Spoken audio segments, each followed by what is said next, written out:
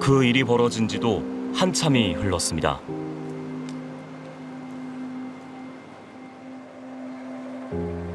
언제 그런 일이 있었냐는 듯한 모습들.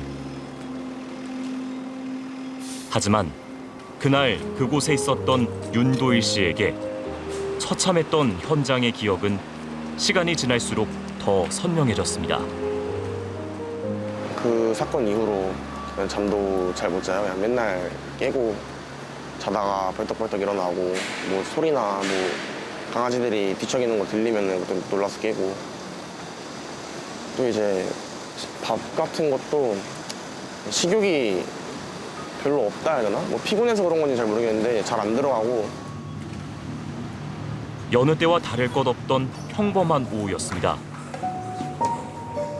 그 친구 이제 만나려고 이제 효자촌 가고 있었는데, 가는 길에 이제 어쩔 수 없이 여기를 거쳐야 돼요. 여기 2층 올라와서 버스를 타고 가야 되는데 가는 길에 이제 그냥 그 일이 일어난 거죠. 진짜 영화에서 보는 것 마냥 사람들이 뭐 누구들은 막 치여가지고 뭐 넘어지려고 따시고, 뭐 어린애들은 어머니나 뭐 부모님께서 안고 뛰고. 믿을 수 없는 광경 속에서 쓰러져 있는 여성을 본 순간 살려야겠다는 생각만 들었습니다. 처음에는 다른 사람들처럼 그냥 얼었어요. 그냥 꿈인지 현실인지 분간이 안 갈 정도로 좀 많이 상황이 좀 그랬는데, 근데 이제 빨리 그냥 정신 차리고 상황 파악 먼저 하고 이제 범인이 없는 거 알고 가서 지혈을 했고. 구급차에 실려가는 것까지 보고 한숨 돌렸지만 자꾸 그 장면이 떠오릅니다.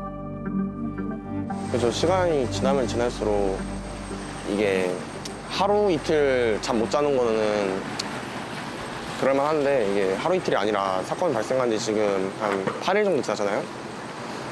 계속 맨날 뭐 많이 자면 한 5시간, 뭐 적게 자면 한 2-3시간 자고 좀 많이 힘들죠, 요즘은. 네. 맨날 생각나고 잠잘 때도 꿈에서도 막 그 비슷한 현장이나 아니면은 피해자가 나와가지고 그런 경우도 있고 해서.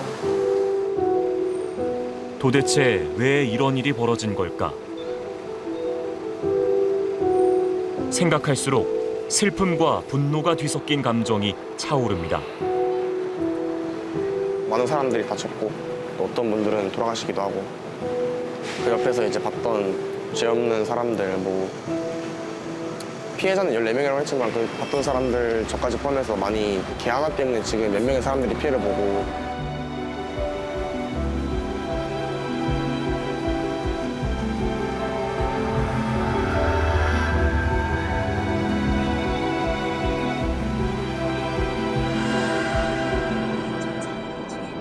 사건이 발생한 지 2시간. 현장이 통제됐지만 끔찍한 범행의 흔적이 그대로 남아 있었습니다. 하나 쪽으로. 하나, 둘, 셋. 하나, 둘, 셋. 하나, 둘, 셋. 충격에 휩싸인 사람들. 영문을 모른 채 발걸음을 서두르는 사람들도 있었습니다. 무슨 일이 있었는지 상황 보지는 못하고 자세한 거예요. 인근에서도 사람이 가장 많이 다니는 곳이었습니다. 그 칼부린 남장소가 시계탑인데, 그 시계탑에 그 보통 약속 잡을 때 시계탑에서 사람들이 많이 모이거든요. 그래서 특히나 그때가 출퇴근 시간이라 사람도 제일 많았을 때인데, 7살 때부터 여기 분당에 살았는데 진짜 이런 사건 일어난 건 처음이거든요, 이번. 친구랑 만나기로 했는데 친구가 알려준 거예요. 오늘 흉기 난동 사고 있었다고. 그래가지고 안 될 것 같다 해가지고 나중에 만나자 이런 얘기 하고, 어머니께도 전화 오고, 네, 지인들도 많이 연락 오고. 공포의 현장이 돼버린 일상의 공간. 주인을 잃은 소지품들이 다급했던 상황을 보여줍니다. 22살 최원종이 차로 인도를 덮친 뒤 14명의 사상자를 내기까지 걸린 시간은 겨우 10분. 일하러 갔던 사람들은 도망갈 수조차 없었습니다. 혹시 뭐 어떤 상황이셨는지 좀 보신 게 있으면. 소리 지르면서 뛰어가시길래 상황이지 하고 나왔는데 저희도 경황이 없는 상황이라서 네. 딱 그런 걸 보지 못하고 그냥 빡 저희가 급하게 문 닫고 막 이제 안에 계신 이제 게이트님들 막 이제 진정시키고 저희도 이제 저희 직원들도 놀라다 보니까 문을 잠그셨어요 그때? 그냥 다 전체 출입문자실 잠가놓고 그냥 아니 안에 대기하고 있었죠. 그랬는데 좀 많이 놀라셔서 그냥 그 주간 안에 들어오신 분들도 몇 분 계시긴 했었어요. 잡히지 않은 또 한 명의 용의자가 있다는 소문까지 돌아 혼란이 가중된 그날. 인터넷에선 비슷한 범행을 예고하는 글들이 올라오기 시작했습니다.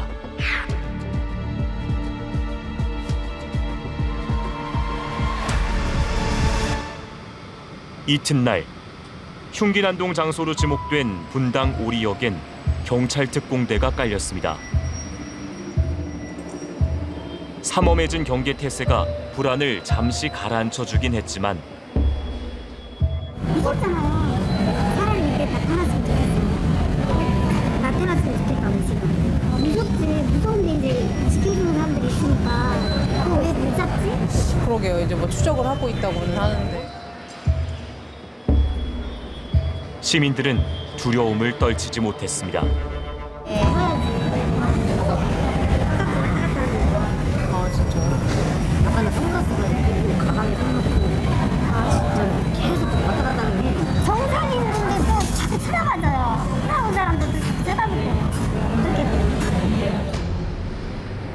여느 때보다 한산해진 승강장.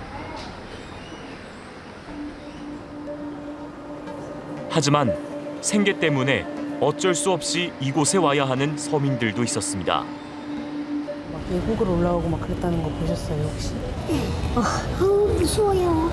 그거 보고 혹시 여기 지나가기 불안하지 않으셨어요? 그래 너무 불안해가지고 며느리가 여기 막 데리러 오갔다는 거 차게 해주고 데리러 오갔다는 거 내가 그러지 말라고 여기 경찰도 많이 있다고 마음 놓으라고 그랬어요. 여기 근처에서 일을 하시는 거예요? 네. 한국 식당은 말로 손님도 없어요 지금. 그냥 일하시는 중에도 불안하시진 않으셨어요? 불안해져 들어올까봐 칼게 해주고 들어올까봐 무섭죠. 이렇게 나가지 말라고 아들들이 나가지 말라고 그러는 거지. 다시 사건이 일어난 서현역으로 향했습니다. 한창 활기를 띠어야 할 시간. 역사의 공기는 무겁게 가라앉아 있었습니다. 어제 사건이 일어나고 나서 이렇게 이제 사람을 여기를 저 사람들이 적은데 뭐 보통 금토일은 뭐 여기 굉장히 많이 다니는 통로지요. 자, 많은 분들이 뉴스나 이 SNS를 통해서 실시간 소식을 접하셨을 텐데 아무리 생각해도 너무 끔찍했던 사건이었습니다. 무차별 범죄 자체도 무서운데 이 사건이 일어난 장소가 사람들이 자주 가고 많이 가는 곳이어서 공포감이 더 컸던 것 같아요. 네, 무엇보다 백화점이라는 공공장소에서 벌어진 일인데다가 SNS를 통해서 범행 영상이 이렇게 빠르게 확산이 되면서 더 많은 사람들이 공포를 느꼈습니다. 이제 이번의 경우에는 불특정 다수를 공공장소에서 표적으로 삼았다는 것 때문에 피해 당사자도 굉장히 두렵고 그래서 사건 발생 장소나 사건 발생 장소와 유사한 공간에 가는 것은 공포를 형성할 가능성도 많은데 대중에게 다 개방된 공간이고 누구든 그 시간에 거기에 갔을 가능성이 있는 공간이기 때문에 대중에게 주는 어떤 임팩트가 훨씬 클 수 있죠. 더군다나 이 사건이 일어나기 2주 전 신림역에서도 무차별 살인 사건이 일어났었잖아요. 그래서 이 시민들의 충격과 두려움이 더 컸던 것 같습니다. 실제 모방 범죄 가능성도 제기가 됐었는데 경찰 조사 결과는 어떻게 나왔습니까? 네, 경찰은 최원종이 조선 사건을 모방하지는 않았다는 취지로 진술했다고 밝혔습니다. 자신이 스토킹의 피해자였고 집 주변에 스토커가 많아서 범행을 저질렀다는 진술을 토대로 피해 망상에 의한 범죄로 결론을 내렸는데요. 하지만 전문가들은 최원종이 범행 전에 신림동 사건을 검색해봤던 행동에 주목해야 한다고 말합니다. 조선이 마트에서 흉기를 고르는 게 그대로 나갔어요. 넣고. 칼을 꽂고 칼 길이를 재고 이게 다 나갔어요. 그게 그대로 두 자루 고를 나왔죠. 최원종도 똑같이 두 자루 샀어요. 고속터미널에 그 사람도 두 자루 샀어요. 이게 이 수법적으로 모방을 하려고 한 사람들은 그게 매우 의미 있는 사건인 걸로 받아들여 갖고 그대로 합니다. 엄청나게 바로 다이렉트하게 자극이 된다는 거예요. 문제는 인터넷상에서 이런 범행 예고글들이 꾸준하게 올라오고 있다는 겁니다. 또 다른 무차별 범죄가 일어나는 게 아닐까 걱정이 안 될 수가 없습니다. 네, 분당 사건 이후에 범행 예고글만 300건 넘게 올라왔고 100명 이상이 경찰에 검거되기도 했습니다. 실제 실행까지 옮기는 무차별 범죄가 얼마나 되는지 보면요. 경찰이 최근 국회에 제출한 범행 동기가 명확하지 않거나 범행 대상에 필연적인 이유가 없는 이상 동기 범죄의 통계를 보면 올 상반기에만도 강력 사건 중 사회에 대한 적대감이 범행 동기로 파악된 사건은 64건, 제3자 대상 분풀이는 861건에 달했습니다. 잘 알려지지 않은 무차별 범죄가 많다는 건데요. 네. 저희 취재진은 최근 전혀 모르는 사람에게 이유 없이 폭행 피해를 당했다는 피해자를 만나봤습니다. 지난 7월 중순 지인들과 술자리를 갖고 택시를 잡으려던 순간이었습니다. 정신을 차렸을 땐 머리에 피가 흥건했습니다.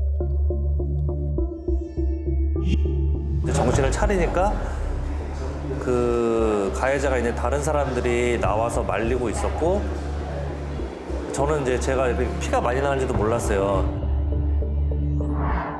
전혀 모르는 사람이 깨진 술병으로 이 씨의 일행 중 2명의 머리와 얼굴을 공격한 겁니다.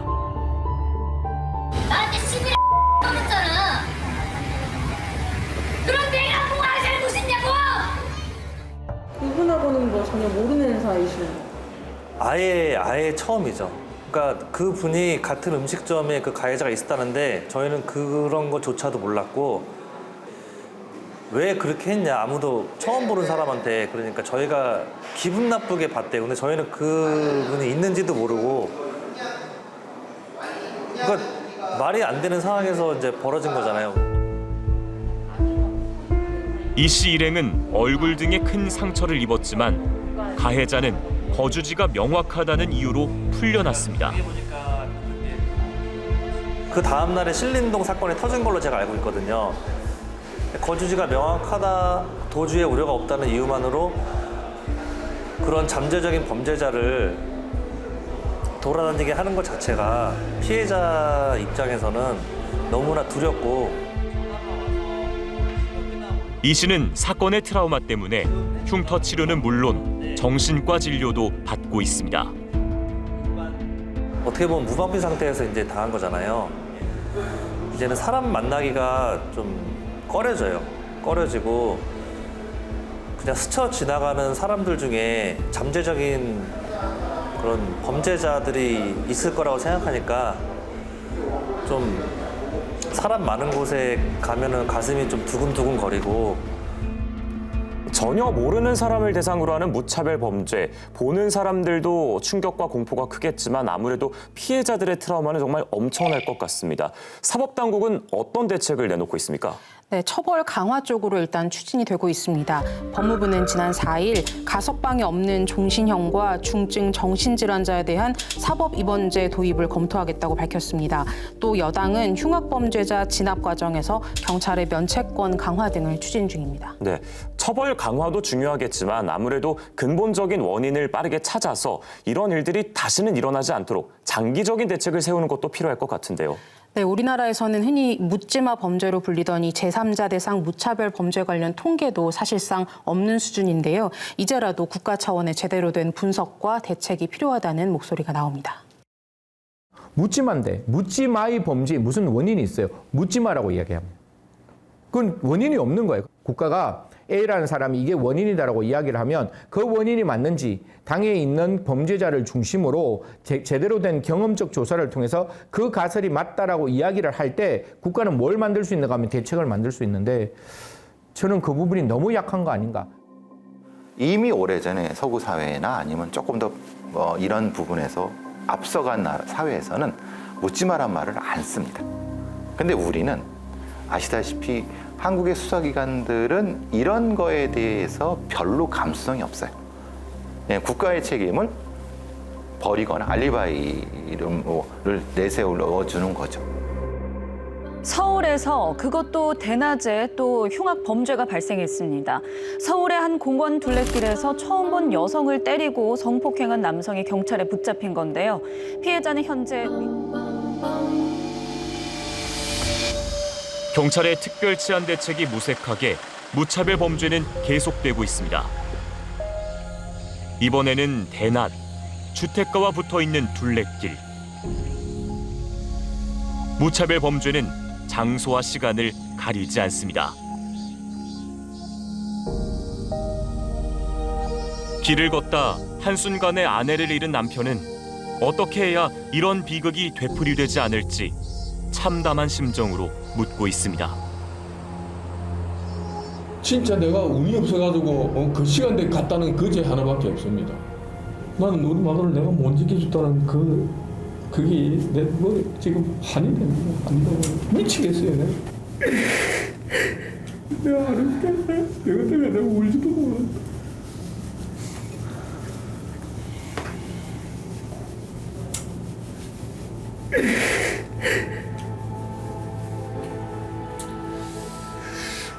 아무나 다 할 수 있는데 아무나 그런 나라 그게 안전한 나라입니까 그게? 공동체가 연대감을 형성해서 이런 행위를 하는 사람이 반드시 죗값을 치를 수 있다는 것을 보여주고, 그리고 우리가 피해자를 회복하게 만들기 위해서 최선을 다하고 있다는 거, 그걸 우리가 스스로 느껴야 돼요. 운 나쁜 어느 날 내가 피해자가 될 수 있잖아요. 내가 지금 피해자를 보호하는 행동을 하면 내가 피해자가 됐을 때 내 공동체 구성원들도 나를 위해서 그걸 분명히 해줄 거거든요. 이런 확신감이 생기면 불안은 줄어들 거예요.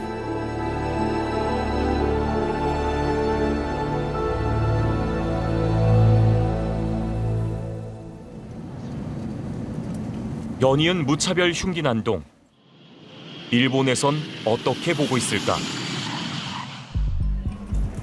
관련 기사를 검색해봤습니다. 서현역 사건은 일본에서도 상당한 뉴스거리였습니다. 무차별 흉기 난동범을 일본에서는 도리마, 즉 거리의 악마라 부릅니다.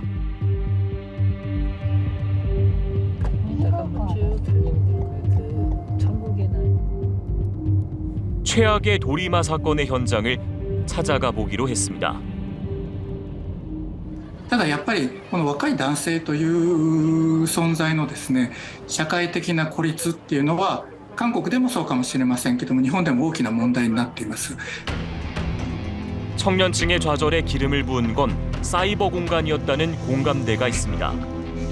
今だったらインターネットがあるからいくらでも人と自分のことを比べて卑下することができるでしょ。だからそういうところでどんどん鬱屈した感情が生まれて爆発してそういう事件になったりするんじゃないですかね。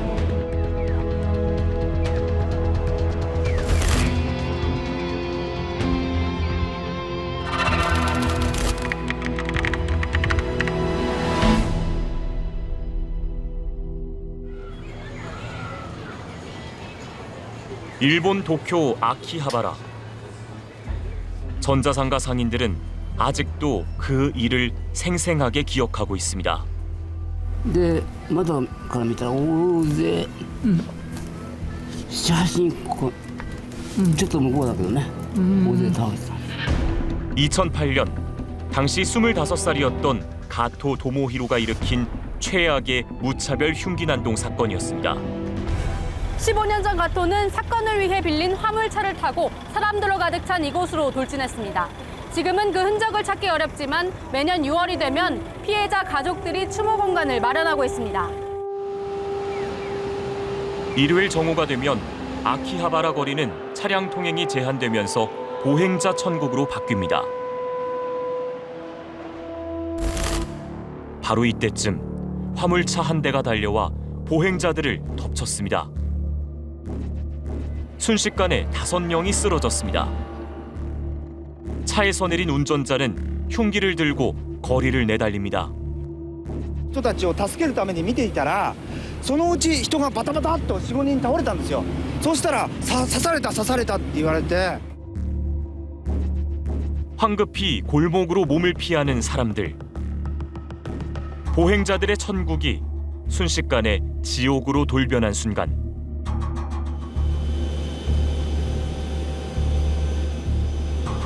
일곱 명이 사망하고 10명이 크게 다쳤습니다.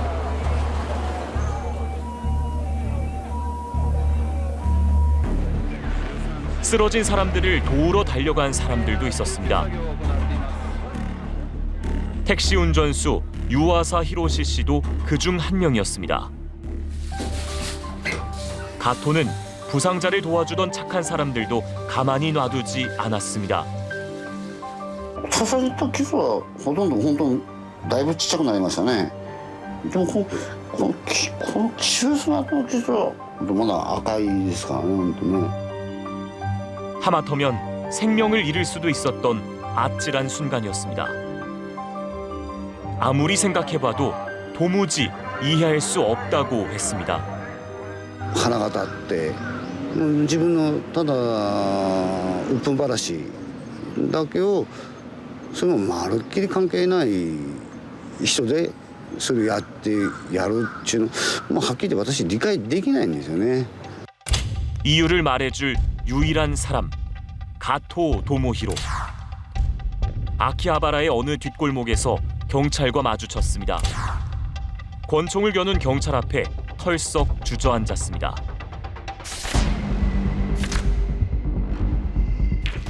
모든 걸 체념한 듯 흐느껴 울었노라고 가토를 체포한 경찰관은 훗날 털어놓았습니다. だからちょうどね、テレビ見たんだけど、警官が捕まえたとこね、路地なんだけど、いつもそこを通ってお昼を食べに行くの。その日はそこ行かなかった。なるほど。向こう行った。ラッキーです。ラッキーだったんですね。 주변 상인들은 지금도 가슴을 쓸어내립니다.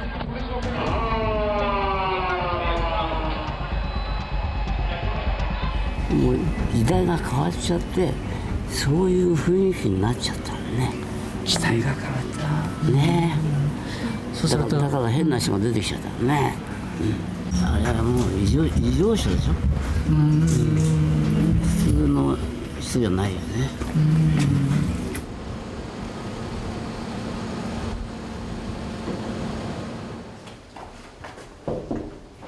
구치소에서 가토를 여러 번 면회해본 사람들은 조금 다른 말을 합니다. 最初にあった印象っていうのはやっぱり言いましたけど、なんで彼がっていうそういう感じでしたね。こんな事件を起こす人物にはとても思えなかった。 가토가 구치소에서 쓴 원고를 책으로 출판한 사토 씨. 이런 내용이 적혀 있습니다.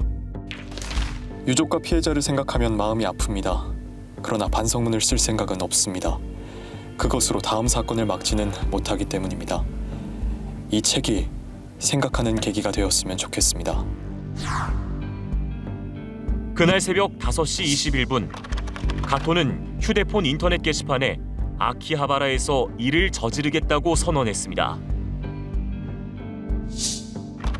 사건은 처음부터 끝까지 일종의 온라인 커뮤니티인 인터넷 게시판을 중심으로 돌아갔습니다. 홀로 타향살이를 하던 가토에겐 세상에서 인정받는 유일한 공간이었기 때문입니다. 그런데 일부 이용자들이 가토의 흉내를 내며 장난을 치기 시작하면서 가토는 무너져 갔습니다. だけどたまたま行った職場だったのかわかんないけどね、いろんな嫌がらせされたりで、もう青森から出てきちゃってもう親のところへ戻るあれもないし、そしてなおかつそのなりすましとかね、インターネットの世界で無視されたりなんかされたりしながらやっぱり追い込まれていったっていうそんな感じはしますけど。 가토는 책에서 게시판에 대한 강한 분노를 쏟아냈습니다. 私はなりすましらとのトラブルからなりすましらを心理的に攻撃しました。その手段に利用した大事件が秋葉原無差別殺傷事件です。 인터넷 게시판에 대한 복수. 그 수단이 바로 아키하바라 사건이었습니다.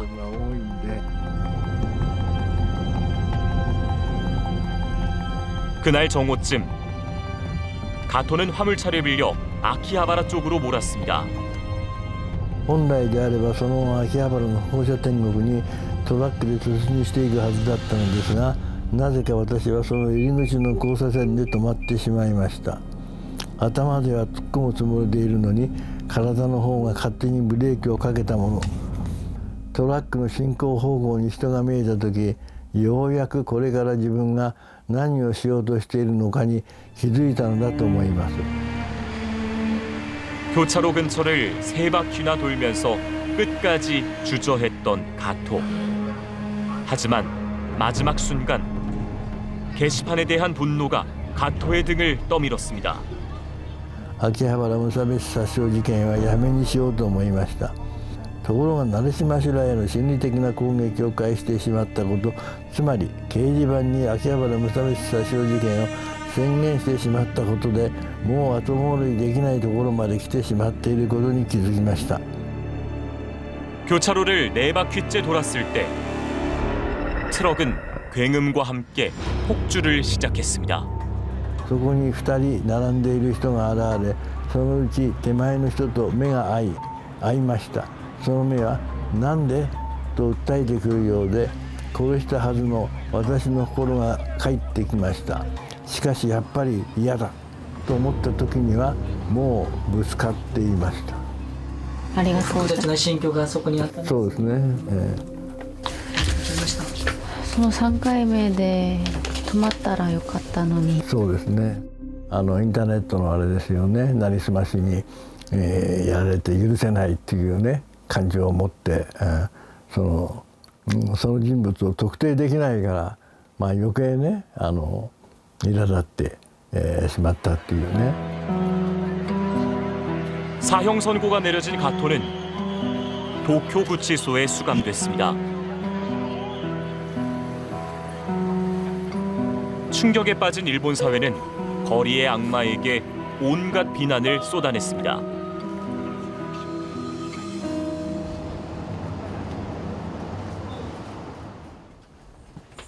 가토가 보인 반응은 또 한 번 일본 사회를 놀라게 했습니다. 가토는 한 잡지사에 옥중 수기를 보내왔습니다. 1回目に加藤の式を載せた時にいろんな書き込みがネットとかであって、大体は勝手なこと言ってるって批判がほとんどなんですけれども、それに一個一個ね加藤が答えたんですよ。これは。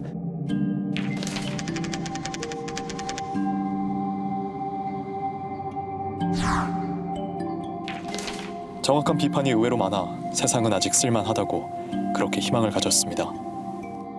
要するに批判が多数だけども、そういう批判みたいなことで自分のことに社会が答えてくれたのが嬉しかったみたいなことを書いてるんですね。だからなんだろうな、彼は社会にもう見捨てられた人みたいなイメージを自分自身に対して持ってたらしいんですけれども。 40년 정도 강력범들의 수기를 잡지에 게재해왔다는 신호다 씨. 20년쯤 전부터 이런 사건들이 급증했다고 합니다.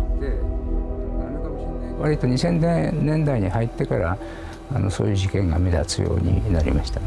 これはもう若い人たちの自殺が増えてるってこととすごく関係があって、要するに将来に対して希望が持てなくなってきてる社会なんですよね。 일본 법무성사나 법무종합연구소가 주요 무차별 흉기 난동범 52명을 분석한 결과 20살에서 39살까지가 59%나 됐습니다. ただやっぱりこの若い男性という存在のですね、社会的な孤立っていうのは韓国でもそうかもしれませんけども、日本でも大きな問題になっています。なかなか就職ができないとか、結婚ができない。 それからコミュニケーションが上手に人と取れないので、友達もいないで社会的に引きこもってしまったり孤立をする、こういうのはやはり、男性の方が残念ながら多いですね。 정말로 심각한 건 사형 같은 강력한 처벌로도 막기 어렵다는 겁니다. でこれ奈良女児殺害事件っていうんですけども死刑宣告を受けた時に法廷でガッツポーズをしたっていうので知られてるんですよ。だから本人は死刑を望んでて死刑を宣告したことが処罰になってないんですよね。死を望んじゃってる人に対しては。범죄 심리학자들은 이렇게 설명합니다. 自分なんてこの社会で生きていても楽しいことも何にもないっていうふうな、そういうふうに思い詰めて、それで、自分に対して攻撃性が向かうと自殺になります。外に敵意を向けるということになれば、これが犯罪になるわけですね。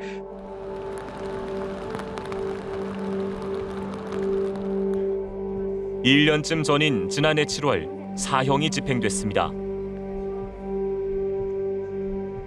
가토가 구치소에서 그린 그림. 언뜻 보기엔 밝은 분위기 같습니다. 그러나 그림을 확대해서 자세히 들여다보면 한자 하나가 빼곡히 적혀 있습니다. 우울하다는 뜻인 우울자입니다. 社会的な死、孤立の恐怖は耐え難く、それよりも肉体的な死の方がまだ救いがあると思えただけなのです。 자, 가토의 얘기를 듣다 보면 한편으로는 사회적 고립이 그렇게 심각했을까 하는 생각이 잠깐 듭니다. 하지만 다시 한번 생각해 보면 아까 피해자를 도와주다가 공격을 당했던 택시기사의 말이 떠오릅니다. 아무리 화가 났다고 하더라도 어떻게 그렇게까지 할 수 있느냐라는 거죠. 그렇습니다. 이 가토의 말을 액면 그대로 다 받아들일 수는 없습니다. 가토는 마치 본인이 피해자인 것처럼 이야기하고 있지만 사실은 최악의 가해자거든요. 그렇죠. 이 희생자와 가족들에게 끼친 고통은 말로 하기조차 힘들고요.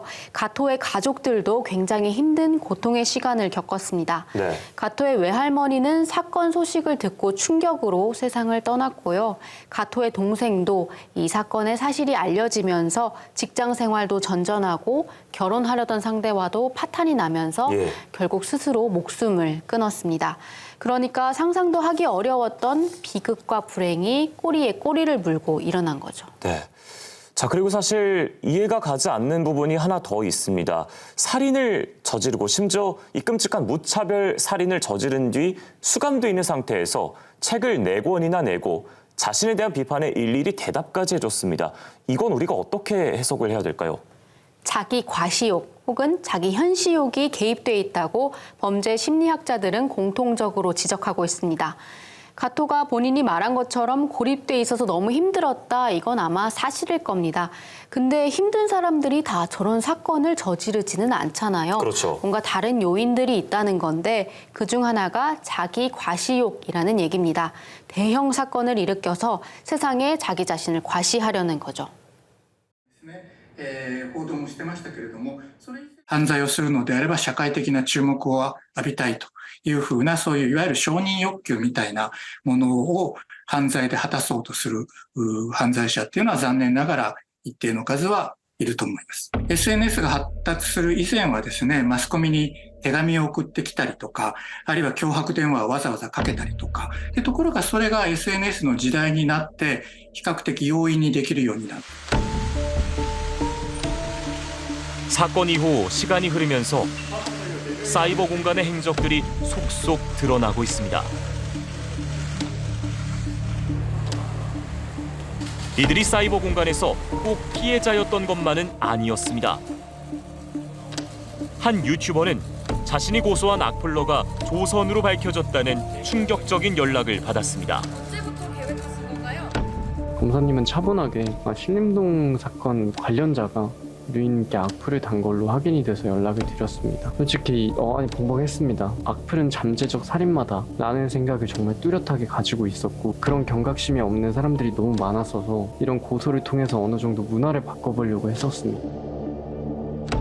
사이버 공간에 만연한 혐오와 괴롭힘이 현실 공간으로 터져나온 게 이번 흉기 난동이라고 범죄 심리 분석가들은 분석합니다. 최원종도 거기 참여했다고 본인이 얘기해요. 조선 사건이 됐을 때 자기도 뭐 칼을 올리고 뭐 그랬다. 그리고 그런 커뮤니티가 지금 그런 것에 소위 발진 기지나 경유지가 되는 이유가 그겁니다. 거기 있는 사람들은 무슨 소스가 되든 이런 것들을 혐오라든가 타인에 대한 괴롭힘, 사이버 괴롭힘의 수단으로 삼을 준비가 돼 있는 사람들이. 단순한 장난으로 치부하며 방치할 게 아니라 대책 마련을 서둘러야 한다고 조언합니다. 이런 범죄를 들기 위해서는 이런 사람들이 노예인 사이트라든가 이런 혐오 사이트라든가 혐오를 주고받는 사람들의 기본적인 이 스트레스 지수가 올라가기 전에 미리미리 차단해서 흐트러뜨리는 작업이 먼저가 돼야 되고, 그런 부분을 계속 방치하면 일본보다 더 위험해질 수 있죠.